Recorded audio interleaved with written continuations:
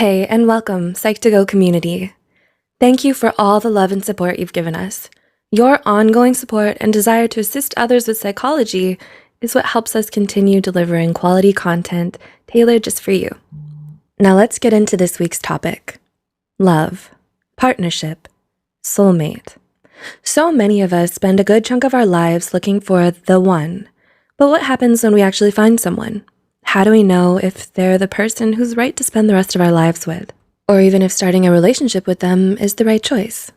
While compatibility is no guarantee of longevity, studies show that it is directly related to the quality and satisfaction of our relationships. Simply put, the more compatible you and your partner are, the happier you're likely to be with them. Everybody has their own ideas about what qualities and traits their dream partner should have, but rarely do we ever find someone who's a perfect match. Instead, we learn to compromise where we can and grow to love people in spite of their flaws and imperfections. However, it can be hard to differentiate normal differences from incompatibility. So, if you're wondering whether or not you and your significant other are incompatible, here are 7 telltale signs that you probably aren't right for each other. 1.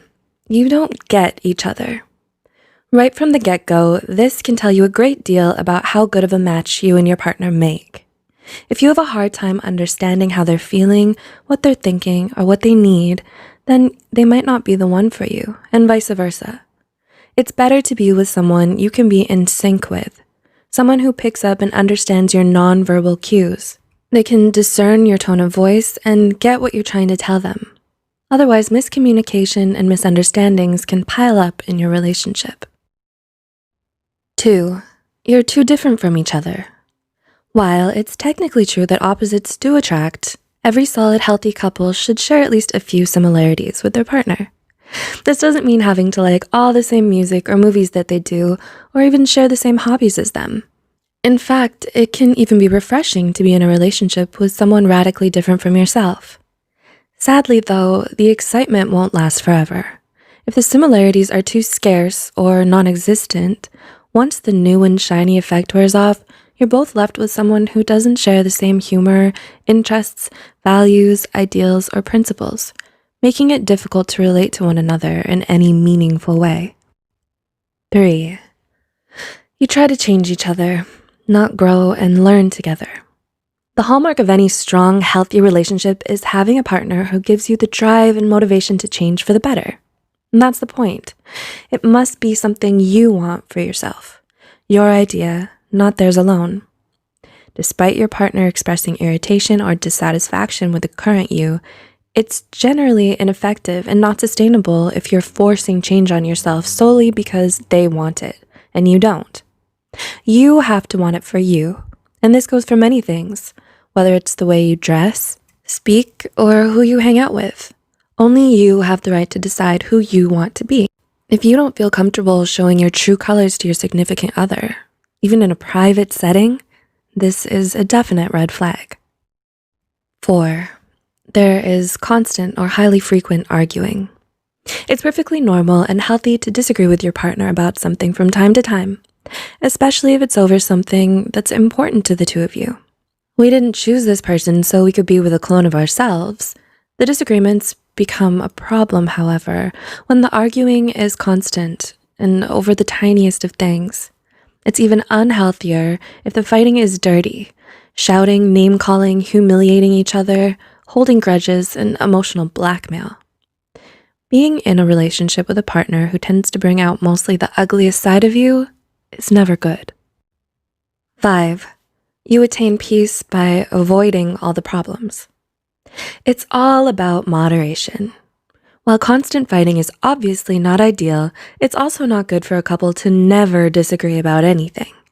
You need to be honest and communicate openly with one another about how you feel, even if it's not in agreement with the other person. Constant pretending everything is okay or blind agreement to the wants of the other person does not make the relationship stronger, and may in fact result in a catastrophic blow-up later. Conflict can be a positive bond-building event if it can be given and taken constructively. It then can lead to personal growth and a deeper mutual understanding. 6. Your socializing is isolated from everyone else. Do you find that when you and your partner go out, it's nearly always only with each other? No friends, no parties or group hangouts? Do you never spend any time with their friends? Have you even met their friends? Is their family still a group of mystery people you've never been introduced to? Even though you've been together for a while? If you answered yes to any of these, this could be a potential problem. It's important that you spend time with your partner's loved ones and get to know them better. Couples who make the effort to be close with the other important people in their partner's lives tend to have longer and happier relationships. And 7, you're not attracted to them. Lastly, but most importantly, even when everything seems perfect on paper, if you don't have any romance or chemistry, it's simply not going to work. Without even an inkling of those factors, you might have a best friend, but not necessarily a significant other. The result is that you will naturally be drawn to people you have that more than friends attraction to. The triarchic theory of love by Robert Sternberg even states that although intimacy and commitment are present, without passion, the love you share will only be platonic, like the love shared between you and your friends and family.